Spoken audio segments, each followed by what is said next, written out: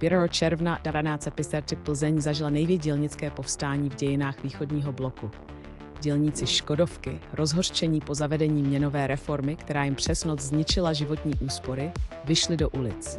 Plakáty s nápisy Chceme svobodné volby zaplavily centrum města a stovky lidí se přidali k protestu. Komunisté reagovali brutálně. Povolali armádu, tanky T-34 vjeli mezi neozbrojené demonstranty. Podle archivních dokumentů bylo zatčeno 650 lidí, 7 z nich odsouzeno k dlouholetému vězení. Oficiální zprávy tvrdily, že šlo o provokaci západních agentů, ale ve skutečnosti to byla spontánní vzpoura obyčejných lidí, kteří přišli o vše.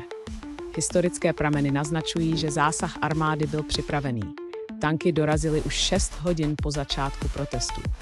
Povstání bylo během 2 dnů potlačeno. Svědectví hovoří o střelbě do davu, přesto v učebnicích zůstalo tabu.